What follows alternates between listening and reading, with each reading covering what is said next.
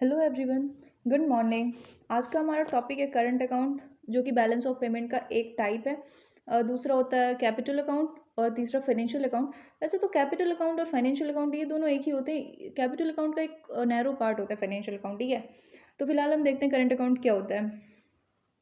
Current account record करता है जो इम्पोर्ट्स और एक्सपोर्ट्स हुए रहते हैं, गुड्स के, सर्विसेज के, या फिर जो यूनिलेटरल ट्रांसफर्स होते हैं उनके ट्रांजेक्शन्स को ये रिकॉर्ड करता है।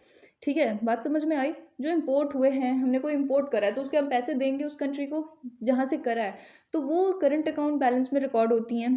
ठीक है, सर्विसेज का भी ऐसे होता है। यूनिलेटरल ट्रांसफर्स जो होते हैं उनका उनके ट्रांजेक्शन्स उनके ट्रांसफर्स जो होते हैं वो रिकॉर्ड होते हैं इसमें। ठीक है, करंट अकाउंट बैलेंस जो है ये इकोनॉमिक एक्टिविटीज़ को शो करता है।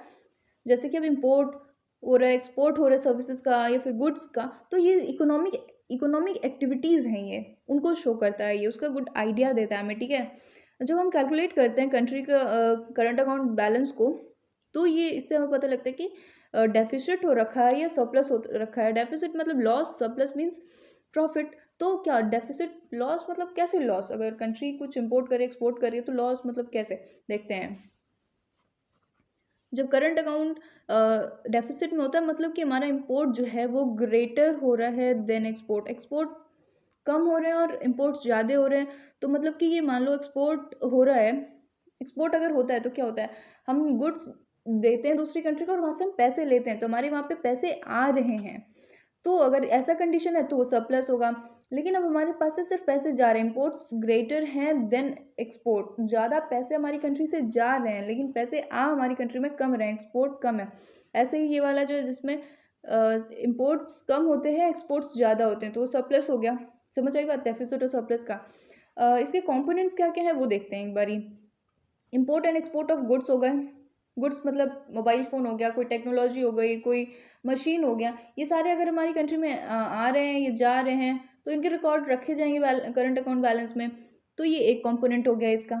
गुड्स मतलब मोबाइल फ़ोन, जैसे कि अभी 14 Pro है आईफोन का, वो आया तो हम किसी और कंट्री से इंपोर्ट कर रहे हैं उसको, है तो उसमें ये करंट अकाउंट बैलेंस में ये रिकॉर्ड होगा, तो उसका एक कंपोनेंट हो गया। ठीक है, यूनिलेटरल ट्रांसफर्स में क्या आते हैं, जैसे कोई गिफ्ट है, इसमें सिर्फ एक साइड का ही होता है।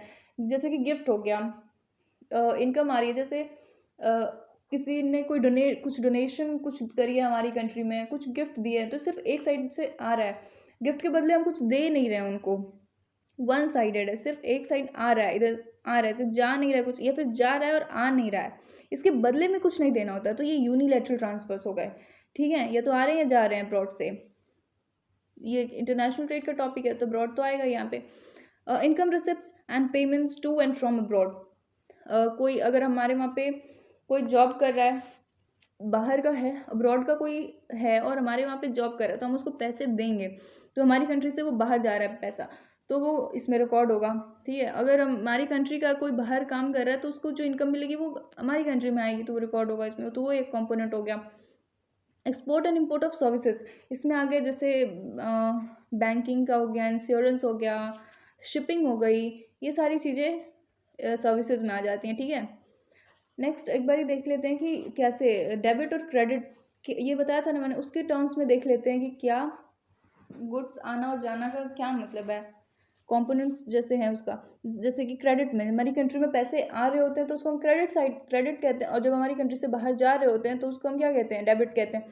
तो अगर हम कोई गुड एक्सपोर्ट कर रहे हैं तो उसके पैसे हमारे पास आएंगे, तो ये क्रेडिट आइटम में हो गया इंक्लूड। ये जो इंपोर्ट करें तो हमारी कंट्री से पैसे बाहर जा रहे हैं, तो ये डेबिट साइड में इंक्लूड हो गया, रिकॉर्ड हो गया। एक्सपोर्ट ऑफ सर्विसेज कर रहे हैं तो हमारी कंट्री से पैसे क्या हो रहे हैं, आ रहे हैं हमारी कंट्री के अंदर, तो ये क्रेडिट में इन्वॉल्व हो गया। ये डेबिट में जब हम सर्विसेज को इंपोर्ट कर रहे हैं तो हमारी कंट्री से पैसे जा रहे हैं।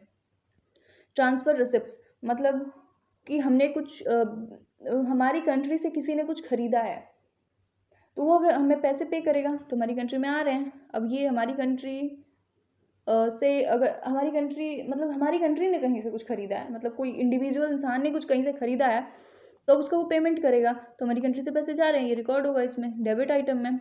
इनकम रिसिप्ट, इनकम पेमेंट, यहाँ इनकम की बात हो रही है, यहाँ पे हमने कुछ खरीदा है मान लो तो उसका है।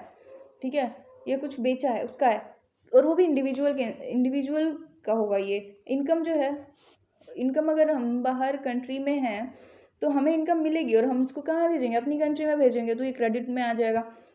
और इनकम पेमेंट करना है हमें, अगर कोई कंट्री किसी और कंट्री इनकम पेमेंट करना है हमें, अगर कोई कंट्री किसी और कंट्री का कोई है इंडिविजुअल और वो हमारे वहाँ पे कुछ काम कर रहा है तो हम उसको पेमेंट करेंगे, हमारी कंट्री से जा रहे हैं वो पैसे, तो वो डेबिट आइटम में आ गए। Current receipt, current account payment, ठीक है। नेक्स्ट देखते हैं, एक बार ये देख लेते हैं पॉजिटिव और नेगेटिव करंट अकाउंट बैलेंस क्या होता है। पॉजिटिव वो होता है जब नेट लेंडर होते हैं, हम किसी कंट्री को लेंड कर रहे हैं, लोन दे रहे हैं, तो हम नेट लेंडर हुए और हमारा करंट अकाउंट बैलेंस जो है पॉजिटिव में होगा। हम अगर किसी कंट्री से बोरो कर रहे हैं, कहीं से अगर हम बोरो कर रहे हैं, जैसे IMF वगैरह से बोरो कर रहे हैं, इंटरनेशनल मॉनेटरी फंड से, तो हमारा जो करंट अकाउंट बैलेंस है ये क्या होगा, नेगेटिव में चला जाएगा, ठीक है।